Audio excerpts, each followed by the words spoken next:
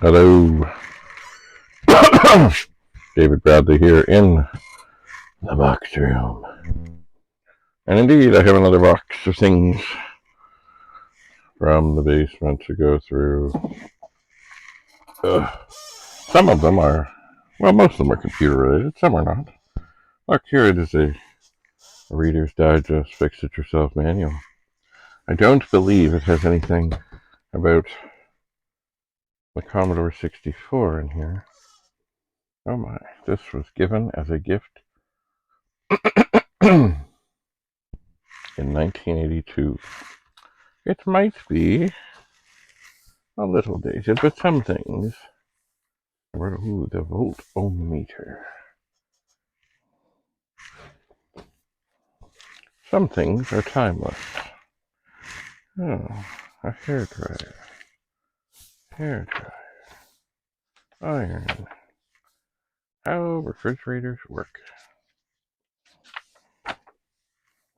Repairing headphones.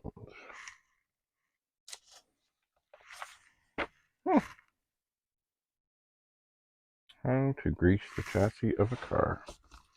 Well, as always, I will likely keep this and put it on a shelf somewhere.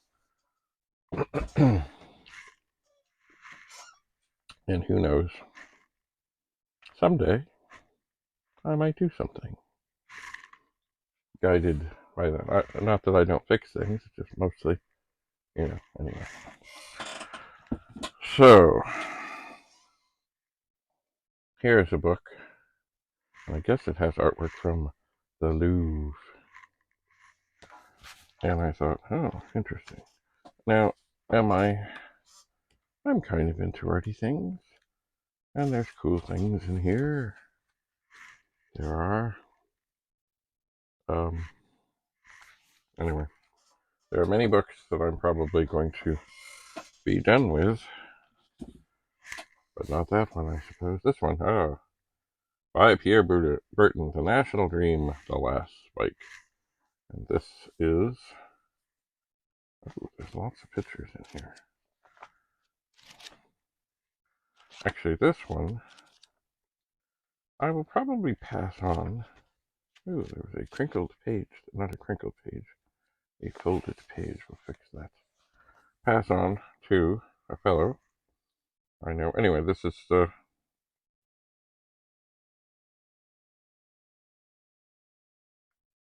Oh, yeah.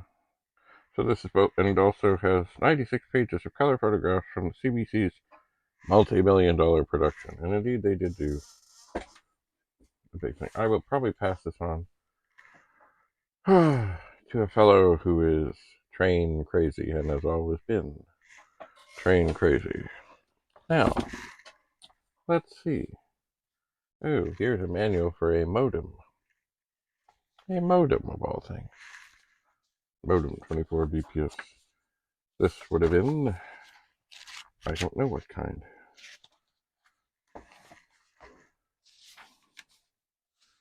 Installing the internal super modem 2400. Oh yeah. So this would have been,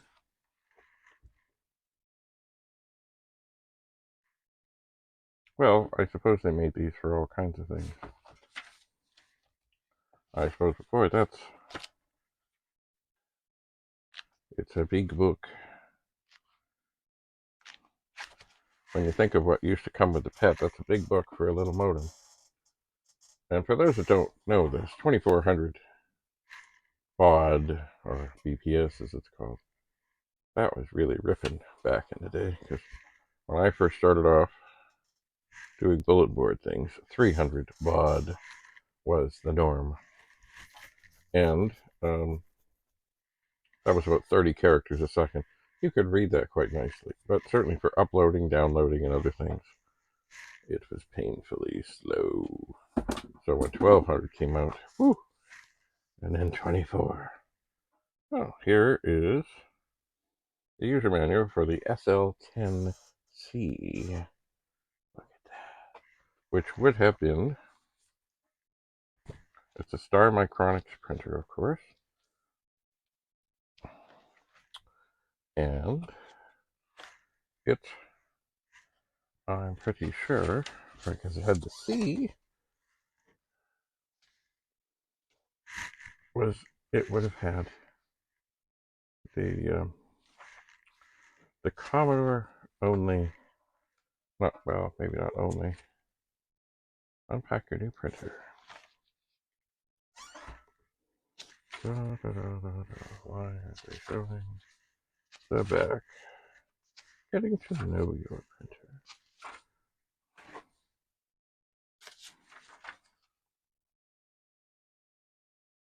Well, if it is the C, what it was is a lot of companies realizing that, hey, there's a lot of Commodore 64s out there, started building them so you didn't need an interface. Such as this, a printer interface. Except, just one thing, it's an empty box.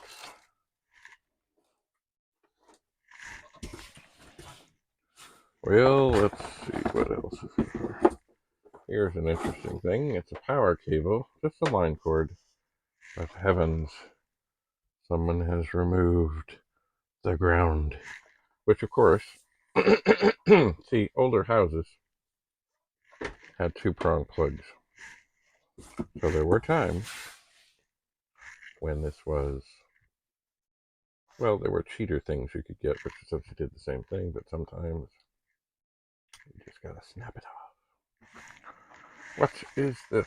500 C-128 questions answered. Produced by the staff of Twin Cities 128, the Commodore 128 Journal. There it is.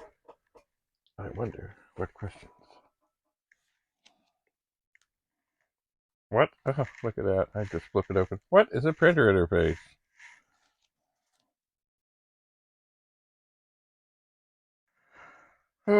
What's the difference between Commodore 1650, 1660, 1670 modems?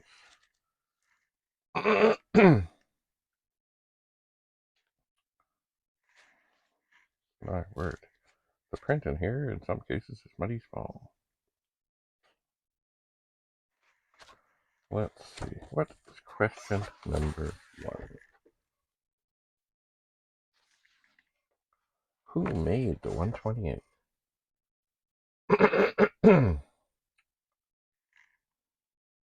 Oh yeah, and it does actually have names of people. Fred Bowen, David Haney, or Dave Haney, Bill Hurd. Bill, spelled wrongly. Bill is supposed to have one L, not two. Von Ertwein, Kim Eckert, Terry Ryan.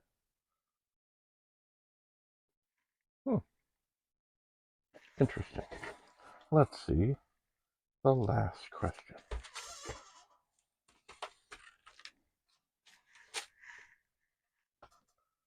What is a dongle?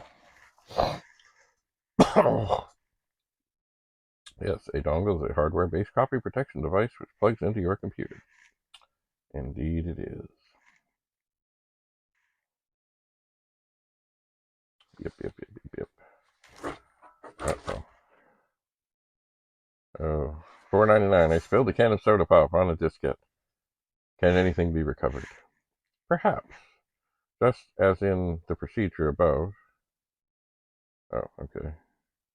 You're gonna want to replace the diskette's black vinyl jacket. So slit a good diskette and throw out the actual media, doing the same to the gunky disk. Remove the disk, and if it's contaminated, you're gonna have to wash it. You could use distilled water, or a recommendation from Commodore gurus like Richard Immers and Gerald Neufeld. You could try something called Photographer's Wetting Agent, who we assume gets 10% from Richard Avedon. I don't know what. Anyway, bathe the disk media until it's clean, and when dry, place it in a new clean disk jacket. Seal the hybrid jacket, disk it up, and try to read again. Copy anything recoverable to a new good disk and throw the victim of the unintended taste test away. Pretty good advice. What do we have here? Oh, we have a thing. Twin Cities 128. The Commodore 128 German, proudly completed on a C-128 in native mode. Twin Cities 128 Compendium Book Number 1, the best of issues 1 to 18. Wow. I do not know. I must have got this with a bunch of stuff. Oh, my word. The print in here is tiny. Kind of reminds me of the Complete Inner Space Anthology. Put up by the Transactor, otherwise known as Carl Hilton. Okay. Oh, here's a treat. A book by Jim Butterfield. Machine Language for the Commodore 64, 128, and other Commodore computers. Revised and expanded edition. There it is. Now, for many years, Jim Butterfield taught a course on machine language through the Toronto Pet Users Group, otherwise known as TPUG. And it would generally be 8 classes. And I remember he said, well, you know what? I pretty much had it figured out, and that is why there are 8 chapters. Anyway, as some of you know, I knew Jim Butterfield pretty well. We once ended up wandering the streets of Boston together when we were both asked to go to a show there and speak, and we did. And mind you, I think the guy who was doing the show was a bit of a shyster. Maybe the show didn't go as well as he thought, and I think they jilted Jim out of the money for his hotel room. Anyway, we had quite an adventure. We did. And it was funny because I was living in Florida at the time. He was in Toronto. And out of the blue, there we were. We were the show headliners. Woo.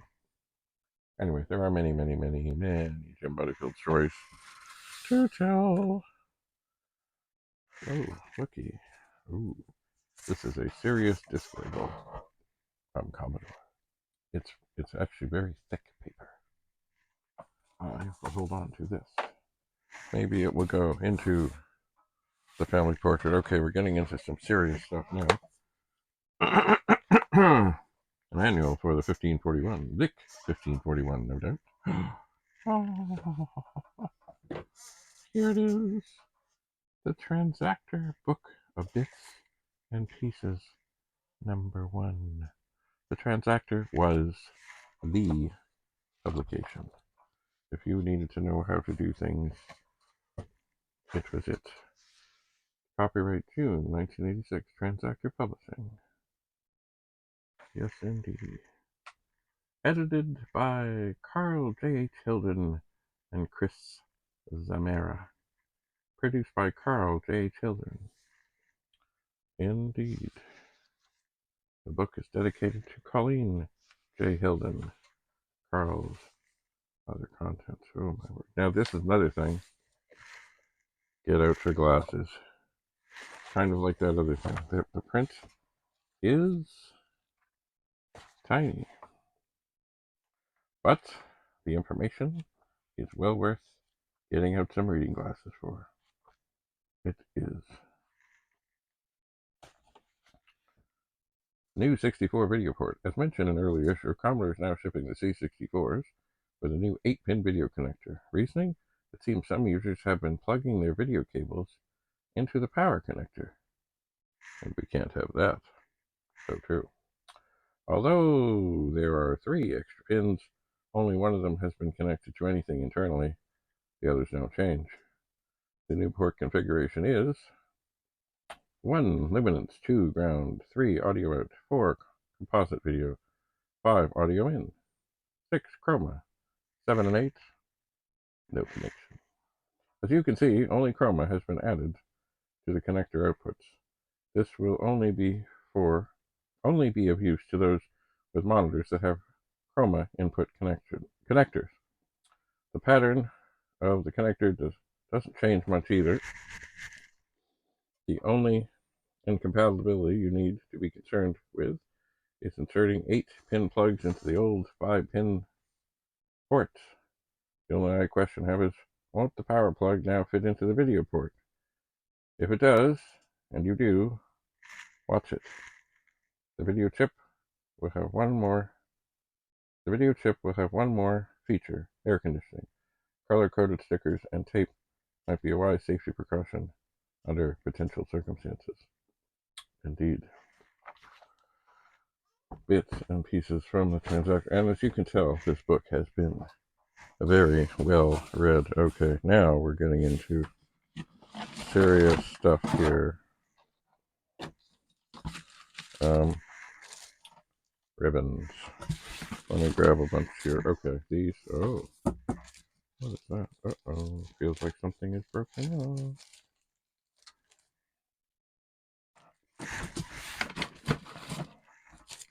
Ribbons. Ooh, ribbons. Is that the end of the ribbon?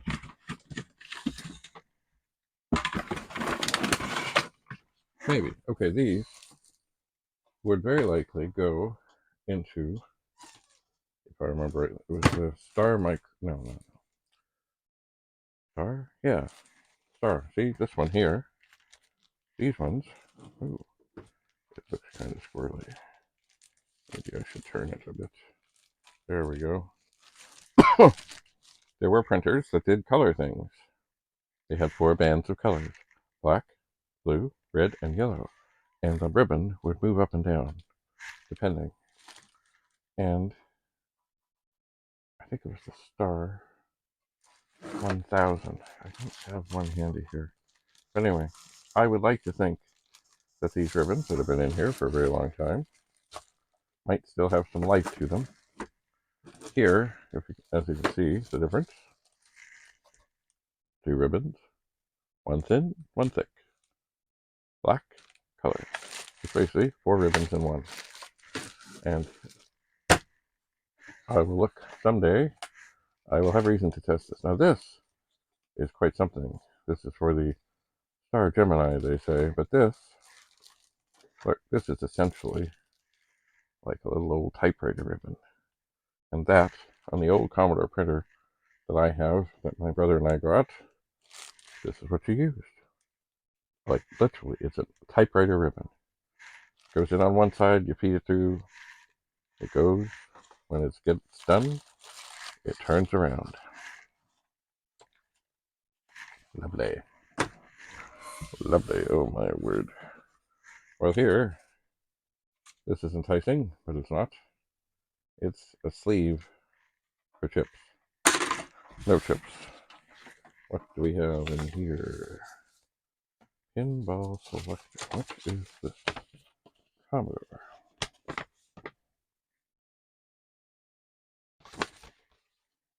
Instructions for use Pinball Spectacular. Loading the cartridge, starting the game. Oh. From Commodore. Who knows? Maybe it's in the box. I see a cartridge. What is this? Output capacity. EEPROM in back 5.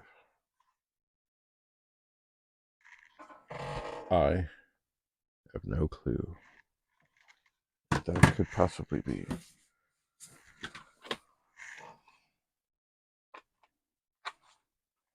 This is something. Oh, it's a tape. Motor house. Snack. Something. Froggy. Okay, it's a tape. And it has, well, so here, yes, it's a cassette tape. And you know, as it happens, the box I'm sitting things on here has all the Vic-20 cassette tapes that I haven't looked at. So I'll put that in there. Vic-20 computer games cartridge. Here are instructions from Commodore. And what is this? Oh, it's for mole attack. Who knows? Maybe that's in here. Yep, gives you keyboard. keyboard commands. Joystick. Yes, Commodore Vic-20 computer games on cartridge, just like real arcade games, not imitations. Judge the resolution, graphics, and sounds, and play action for yourself. The difference between the real computer game and a video game is easy to see. Here are a few reasons why Vic-20 computer games are best. Well, a big thing is, of course, you didn't have to go to an arcade and keep pumping the machine full of quarters.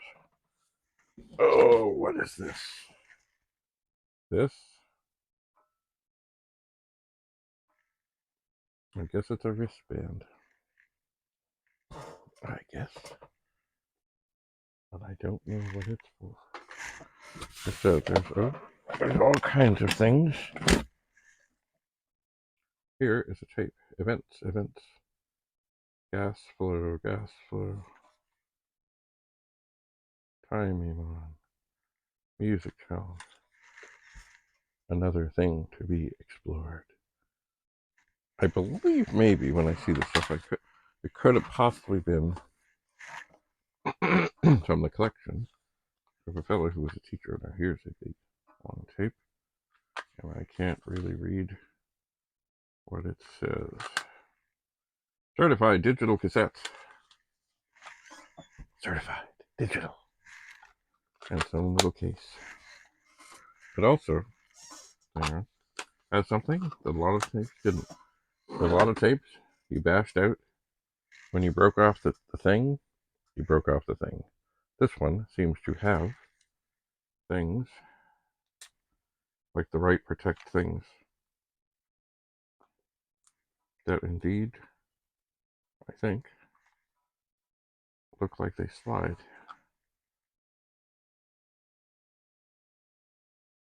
But I can't. Maybe I need a little screwdriver. But yes, anyway, it does have things to swap that. I will put that in the tape box. We're getting there. More tapes. Maybe I should just grab. And these tapes came from a highly prized vendor in the computer world, and that was Kmart.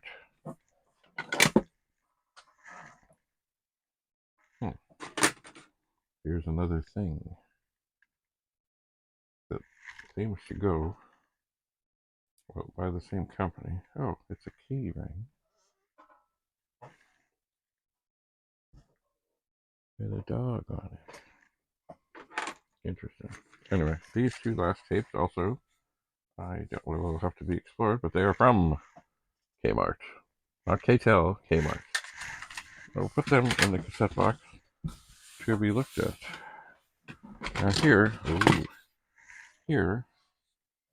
is a sleeve of chips, and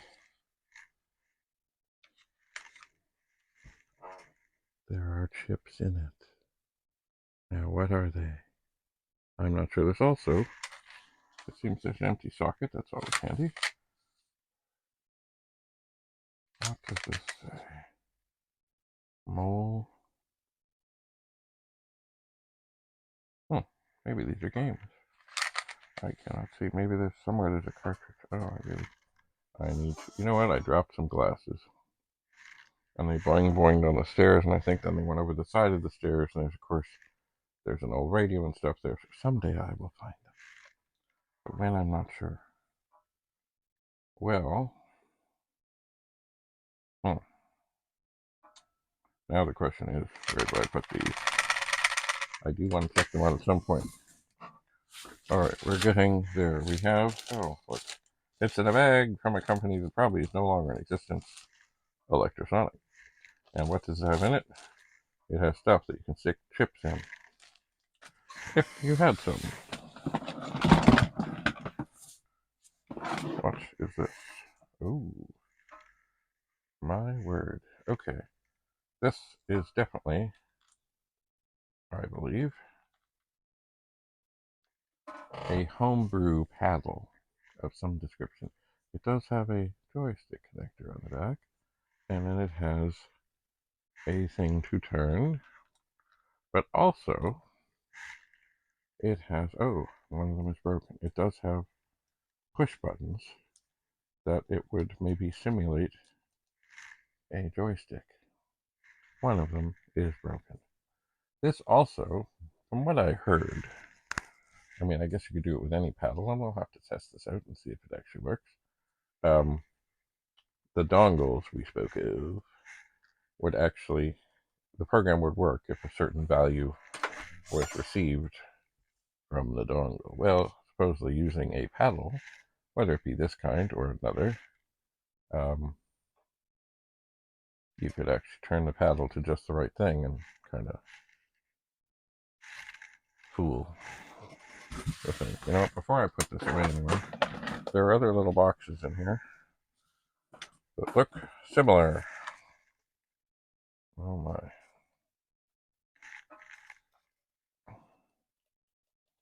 And this too looks somewhat like a homemade joystick with, I suspect, a fire button. And there are reasons that this would be good. And that, oh, there's an LED missing on this one. And that is, in the midst of going back and forth and doing such things, it is easy to kind of hit the in-between position and not have the thing react as you would like. Anyway, this looks like something, maybe it's a project somebody did. There are more little blue boxes in here. Oh, look. Oh, here, my word, this has a heavy-duty cord. Looks like, oh, that doesn't feel like it's really, well, very smooth. This one is very much like the other, except it has all the buttons. The other thing, and I'm not sure, did I look at this carefully? I did not. This one also has, it looks like a pass-through. Oops. That you could then still connect a joystick. And does it have a joystick connector on the end? It does. Anyway, these all need to be tested. This one, it does feel like maybe, well, it's certainly smooth compared to the other one. The other one has more resistance behind it. What else is in here? Oh, well, game paddles. They are not homemade. What is this? Alright, this, I have no clue exactly what this is. It looks like a little kind of a gun thing that has a switch. Maybe it's for a little light. Maybe it's, who knows, maybe it's a timing light or something. Anyway, all there is on it are two undone wires. Interesting. Oh. Here, look, here's a patch of the Toronto District School Board. Security. Don't know how or why that would get in there. Here's a tape. Ooh, Promenade C1. Promenade C1 64. That, the Promenade, is an EEPROM burner. I'm going to put that in the tape box to be tested. And oh my. Oh my. Now here is something. And it does have a joystick. This certainly looks like a very heavy-duty, homemade joystick. Oh. In a case that was a DC micrometer. Navy Department. But this, my word, you can just listen to the switches in here. This is serious. But does it work? And then some small rating. Caution, Yeah. Well, this was, look, this would have been a used box. That is another thing that's got to be tested. Who knows? Maybe these were like school projects. All right. What is, there's a long cable here, but it's wrapped, of course, in another cable. That's a power cable. I'll put that down below. I'm sure it's fine. But is it fine? Here, oh, here's another sleeve of things. Looks like it has an EEPROM, another chip of some sort in it. What is it? I don't know. Alright, here's this long cable. Well, what is this one cable? Okay, it definitely looks like it comes out of, that looks like the video, 5-pin video port, which we just talked of. Maybe this is more than one cable. I don't know. Things get wrapped up. Maybe it's a video extension cable and something. Aha! It is more than one cable. It is. Okay. This thing is something. Well, it's a cable with one end and not another end. And it looks like maybe maybe it would be somebody's homebrew 1541 disk drive extension cable. It doesn't have the end. And here, what do we have here? It's funny how cables can become one.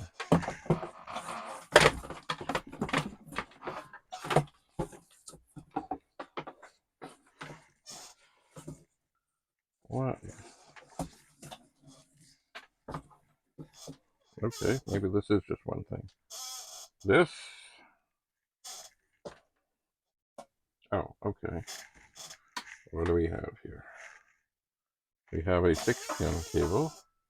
We have a thing that looks like it would be to connect them, like a junction box of some sort. And then way down here, where the hell is it?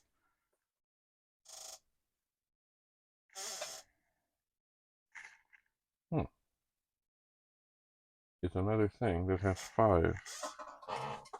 Alright, does this really have 6, or does it have... Okay, you know what? I think maybe. See, this has 5. This has 6, but it has... Maybe the middle one is nothing. Maybe this is an extender to let you plug in a monitor a lot farther away, like a lot farther, which would be applicable in a classroom setting, I would think. Here we have a box. It has RCA things on one end. It has a switch on the other end. And what's inside it? I don't know. Actually, one of these is not an RCA. It's like a, for a TV cable thing that you would screw on. And then there are 3 RCA connectors. That requires investigation. All right. We're almost there. Ooh. Here's a socket. Look at that. I will stick that perhaps into this sleeve. Maybe that's where it came out of. I just don't know. It only has tape protecting it. What is this thing? Well, it looks like a joystick port. And then maybe this. Other things had different joystick things. And then, of course, it goes to, oh, nothing. I don't know. Little bits of experimentation. And then, you remember, of course, we found a printer interface. Box with no printer interface. Well, this would appear to be the printer interface. They made bunches and bunches and bunches and bunches of these. Oh, there's another cord. I have no idea what that's for. 3 prongs. Nothing on the end. What's this? Walter Campbell in person, Friday evening. Doesn't say what year. And then finally, are we down to it? Oh, no, we're not. We're not down to it yet. Wait for it. Oh, look, here's an 8K RAM cartridge. Unfortunately, for Vic-20, unfortunately, it's just a box. And then a book, Commodore 1541, and things. That might be in German. Hello. I don't know.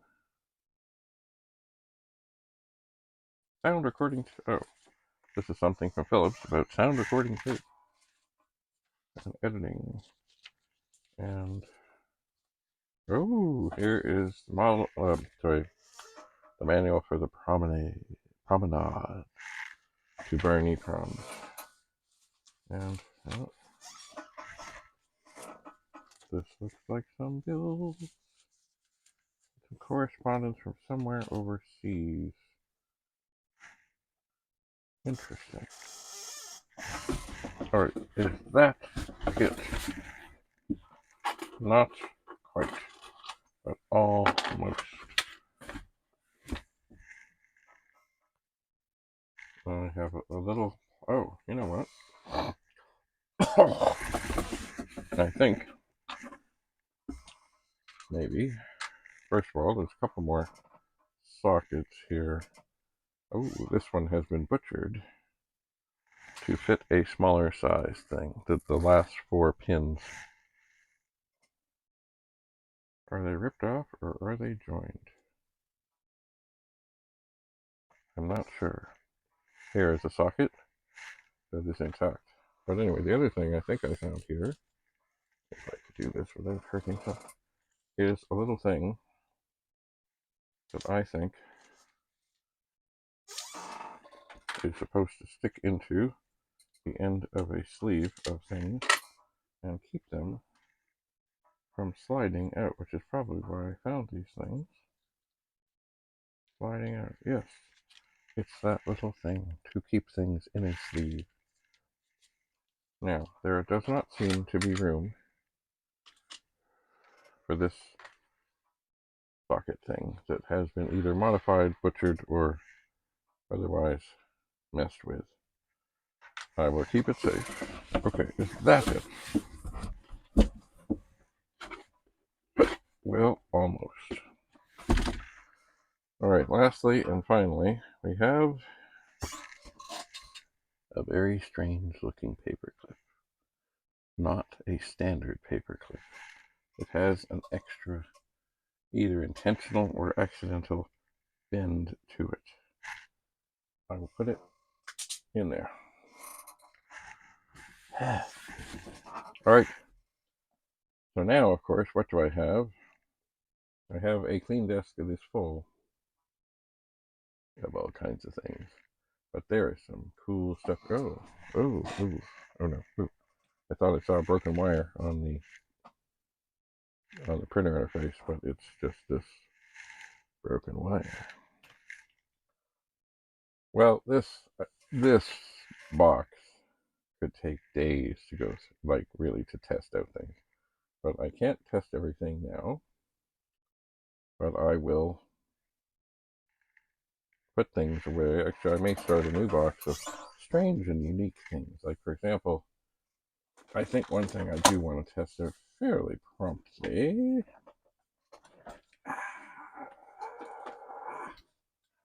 if I can get it back out, is this.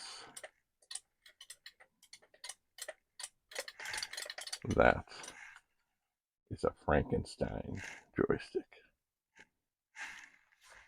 Glorious. Things are falling. Anyway, other things I will tinker and see what's what. This was a good box it came out of. I'll have to see how this all plays out. Certainly some things I'll just put in with things to be tested. I will. Anyway, well, thanks for being here. You know what? I really want to test this soon, so I'll see what I can do about that. As well as other strange things. But right now, I'm hungry. So, always a pleasure. Thanks so much for being here. If I just figured how to reach this, I would, without knocking things. See you again soon. Bye for now.